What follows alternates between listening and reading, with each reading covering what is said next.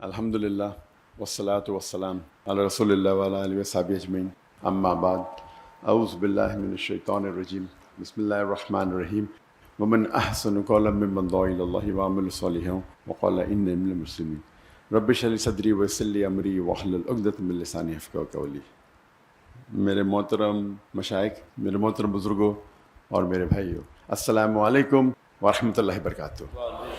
مجھے بے حد خوشی ہو رہی ہے کہ 33 سال بعد میں نہ ہی پاکستان میں واپس آیا ہوں، خصوصاً لاہور میں، اور وہ بھی قرآن اکیڈمی میں پھر سے 33 سال بعد میں نے قدم رکھا ہوں۔ ماشاءاللہ مجھے کافی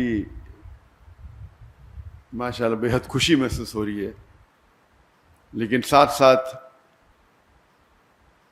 ڈاکٹر اسرار احمد صاحب رحمہ اللہ کمی بھی محسوس ہو رہی ہے۔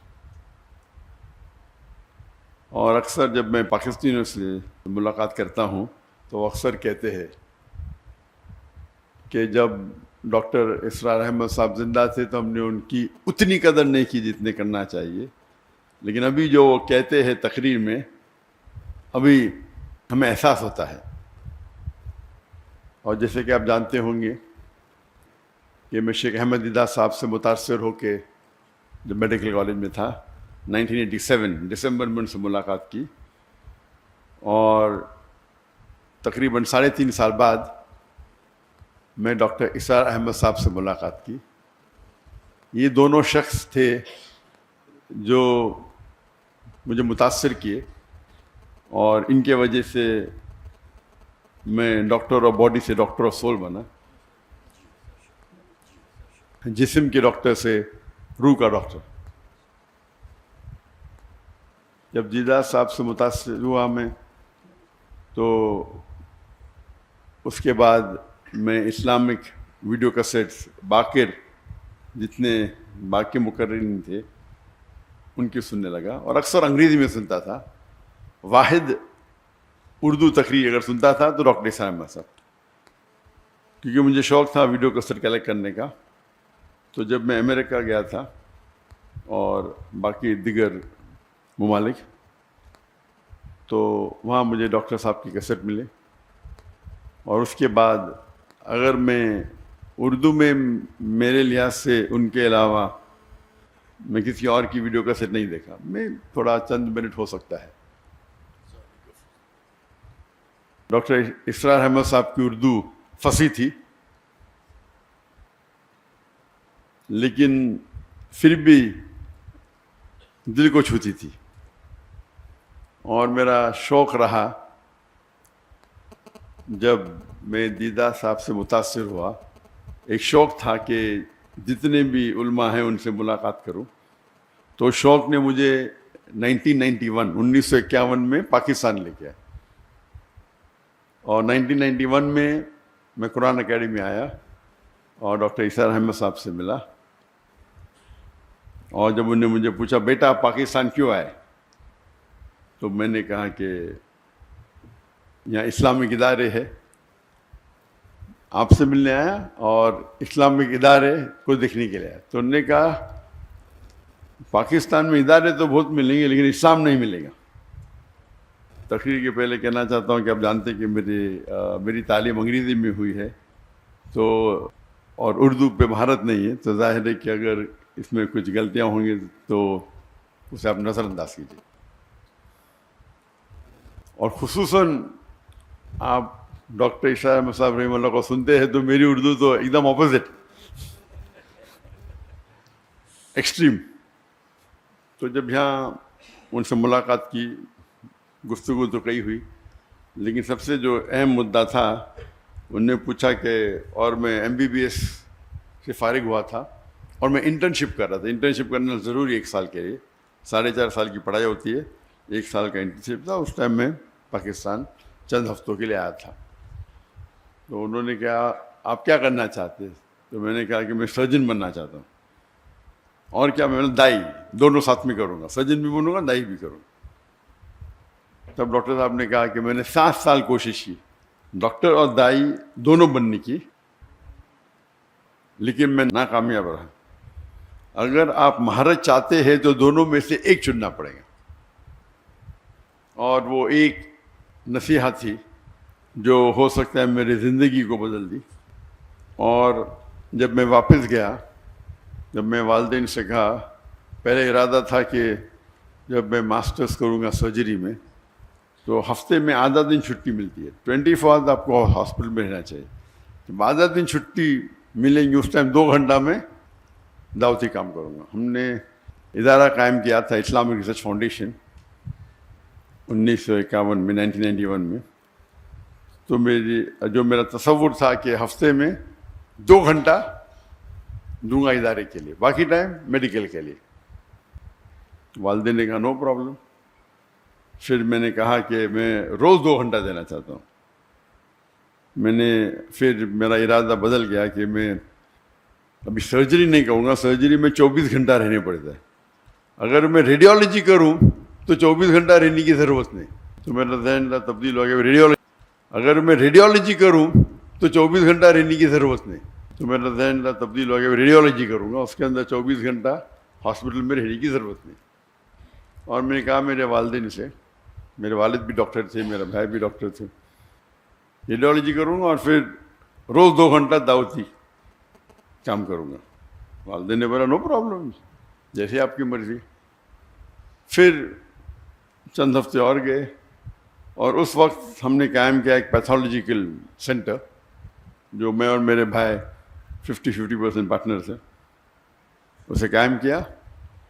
اور پھر میں نے کہا کہ ابھی 50% میڈیسن 50% دعویٰ کریں گے. والدین نے کہا نو پرابلم. پھر میں نے کہا 2 hours میڈیکل کریں گے اور باقی ٹائم دعویٰ کریں گے. بھائی نے بولا نو پرابلم، والدین نے بولا نو پرابلم. پھر میں بولا فل ٹائم دعویٰ کروں گا. اور یہ سالہ سلسلہ 1 سال سے کم میں ہوا. ایسا نہیں کہ 5 10 سال بعد، میں بھی 8 9 مہینے میں.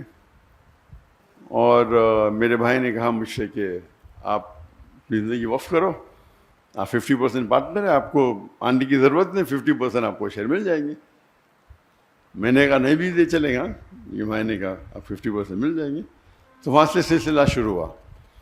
بات واپس سے آتے ڈاکٹر عیسیٰ احمد صاحب رحم اللہ، جو ان کی ایڈوائس تھی کہ اگر دائی کو سکسیزفل ہونا ہے، جو آپ کی ضرورت کی چیزیں ہیں اسے کم کرو، اپنی ریکوائرمنٹس کو کم کرو تاکہ کوئی بھی آپ کو اس پہ محتاج نہ رہنے پڑے. اگر آپ کی ضرورت زیادہ ہے تو پھر آپ کو شاید زیادہ پیسہ لگے گا، 10 لاکھ مہینے کا لگے گا، 20 لاکھ لگے گا. پھر 10 لاکھ نہیں ملیں گے تو آپ دوسری بات کریں گے.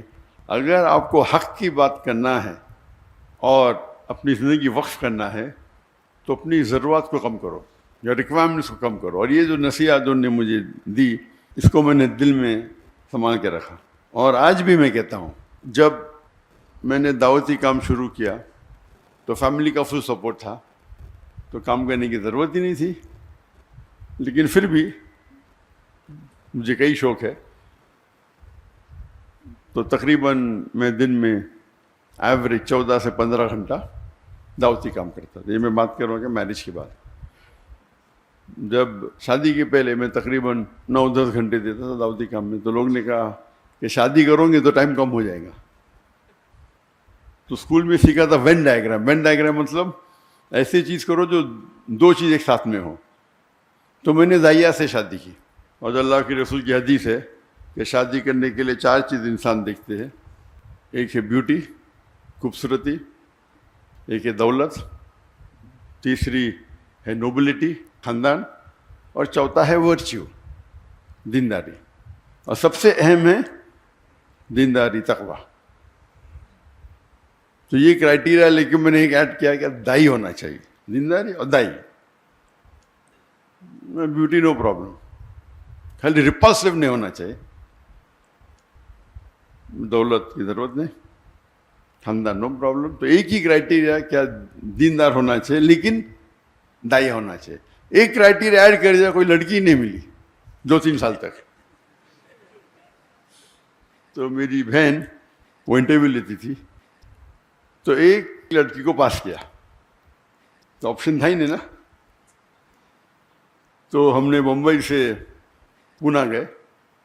اور وہاں سب سے پہلی بار میری ہونے والی اہلیہ سے ملا اور الحمدللہ بسم اللہ کی، اور اللہ نے اس میں برکت دی. شادی کے بعد 9-10 گھنٹے کے بدلے ہم 12 گھنٹے دینے لگے، کیونکہ جب ہم گفتگو کرتے تھے تو دعوتی کام کے بارے میں کرتے تھے. وین ڈائیگرام تھا، اس کا مطلب میں بیوی کو ٹائم نہیں دیتا تھا. میں اکثر دائی دیکھیں گے بیوی کو ٹائم ہی نہیں دیتے.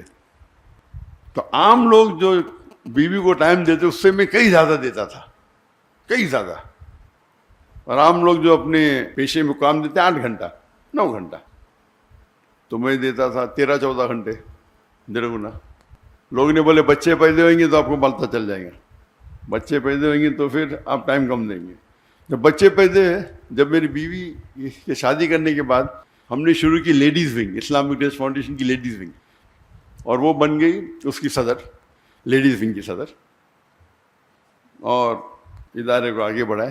بچے پیدا ہوئے تو ہم نے اسکول شروع کیا، اسلامک انٹرنیشنل اسکول. تو اسکول کے اندر میری اہلیہ پرنسپل تھی، میرے بچے تھے، تو 3 in 1 وین ڈائیگرام میں 3 سرکل، بیچ میں تینوں کو ٹائم دے رہے، اور ساتھ میں اوپر اللہ ہے، اللہ سینٹرڈ. تو مین تو اللہ سینٹرڈ ہے. پھر میں ماشاءاللہ 15 گھنٹے دینے لگا. ہم جب جاتے ہیں کبھی ابھی دعوتی پروگرام پہ، ابھی تو میرے بچوں کی شادی ہو گئی، لیکن اس کے پہلے جب جاتے تھے 5 جاتے تھے، میں اور میرا بیٹا عام پبلک میں خطاب کرتے، میری اہلیہ اور میرے دونوں بیٹیاں کرتے تھے، خصوصاً خواتین میں. تو پروگرام ہوتا تھا سب 2 ہفتے کا، تو 10 دن یا 9 دن ہم خطاب کرے، پھر 2-3 دن we used to even enjoy, سیر کرتے تھے، سائٹ سینگ کرتے تھے. تو یہ 3 in 1 4 in 1 تھا. اللہ کی دعوت بھی دیتے تھے، اور سال میں تقریباً منیمم 2 بار تو انڈیا میں گھومتے تھے اور 2 بار آؤٹ سائڈ انڈیا، منیمم تھا. یہ اکثر 3 بار ہوتا تھا، اس میں سے 3 بار میں سے 2 بار تو مکہ ہوتا تھا.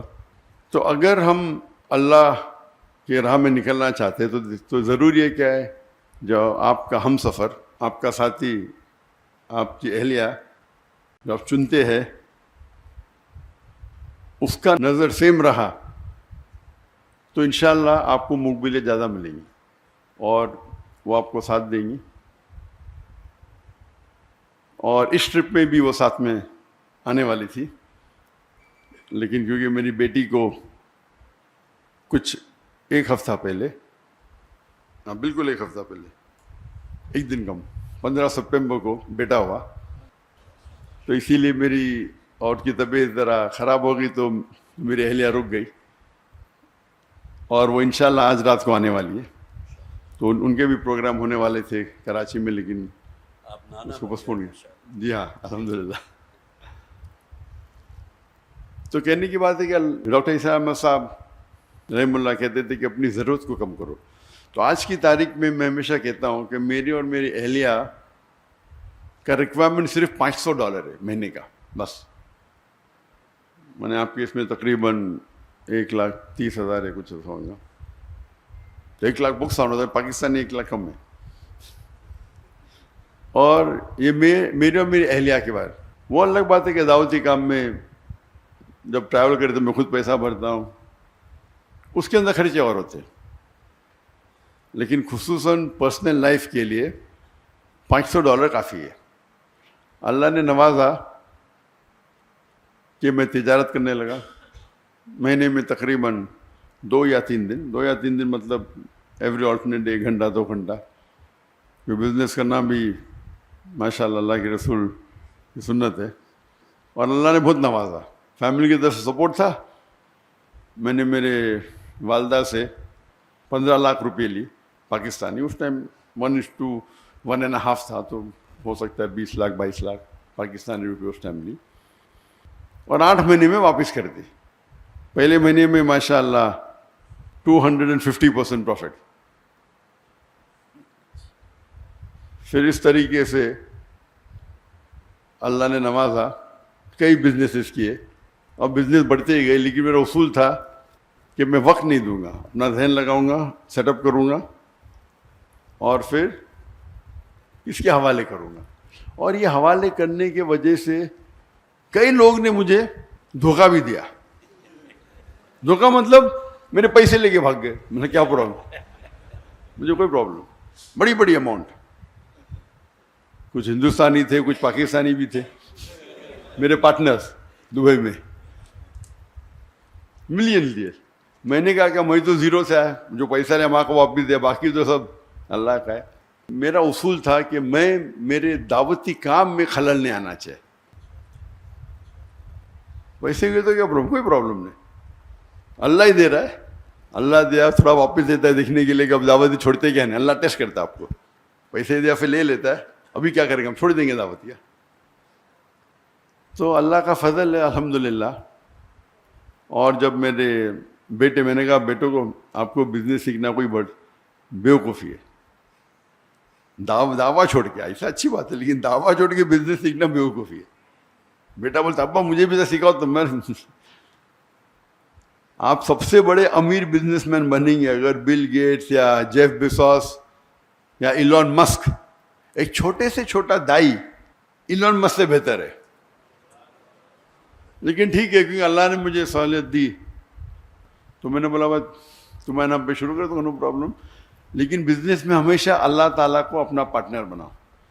और जब अल्लाह ताला को पार्टनर बनाते, छोटा पार्टनर तो नहीं बना सकते ना, बराबर. तो मैंने बेटे का मिनिमम आपको 51% उसकी जो इनकम है, 51% जो मुनाफा होता है वो अल्लाह के राह में देने पड़ेगा. मैं तो वेटरन हूँ, मैं पुराना हूँ, मैं तो ज़्यादा देता हूँ, कितना देता हूँ बोलूँगा नहीं, लेकिन ये तो नहीं अभी है. तो 51% आपको अल्लाह के राह में देने पड़ेगा.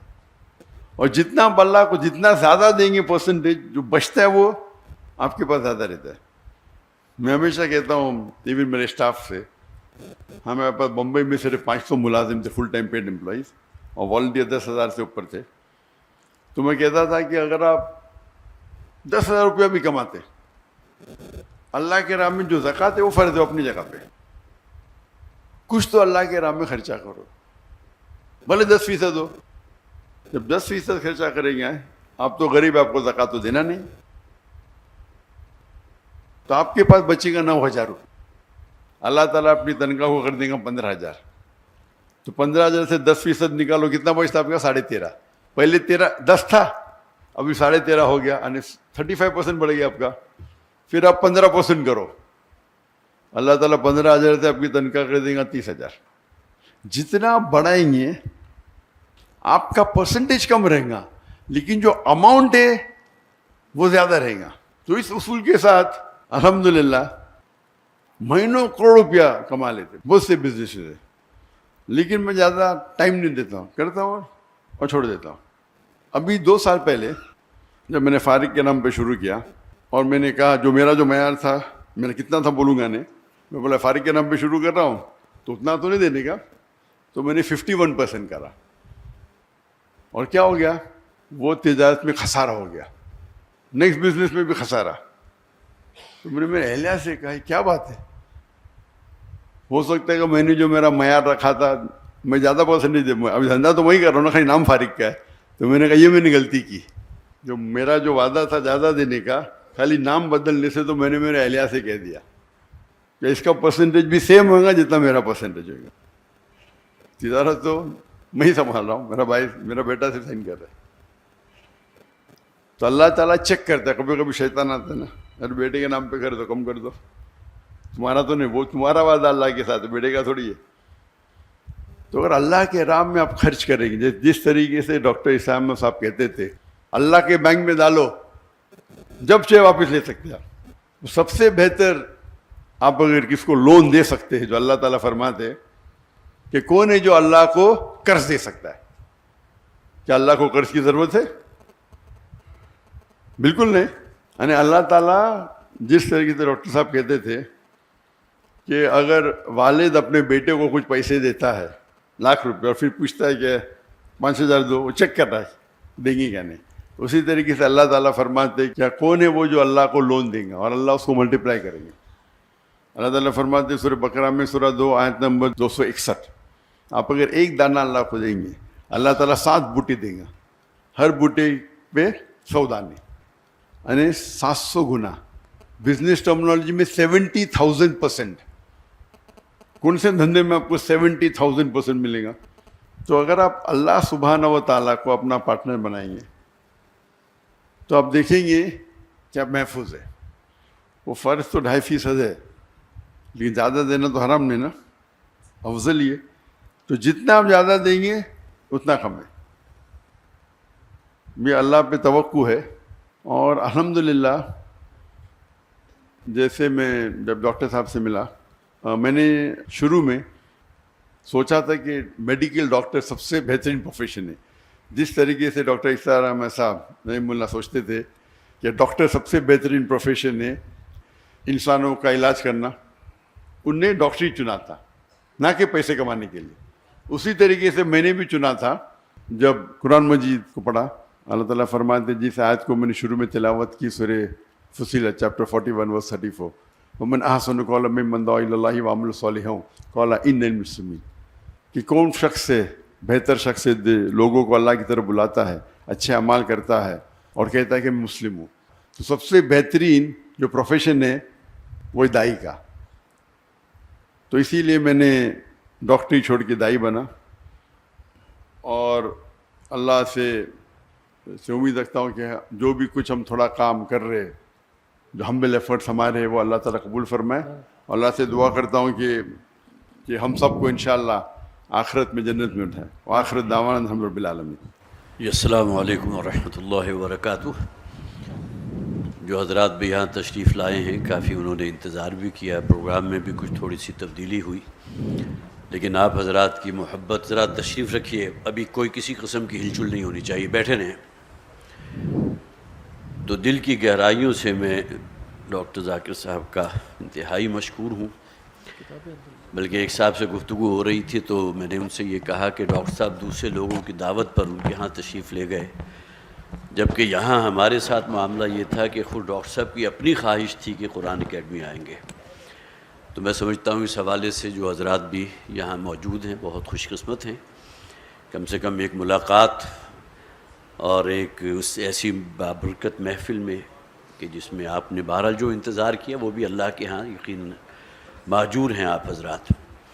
تو بہت ہی میں شکریہ ادا کرتا ہوں. اور وقت کی ایسی جسے آپ کہیے کہ وہ ٹائٹ ہے کہ اب آگے ڈاکٹر صاحب کو کہیں اور بھی پہنچنا ہے، تو آپ حضرات سے میں بس اس سے زیادہ اور کچھ نہیں کہتا. اللہ تعالیٰ آپ حضرات کا آنا بھی اپنی بارگاہ میں قبول فرمائے، اور بہت ہی دعائیں ہیں محترم ڈاکٹر صاحب کے لیے بھی، اور ان کے کام میں اللہ تعالیٰ برکت عطا فرمائے.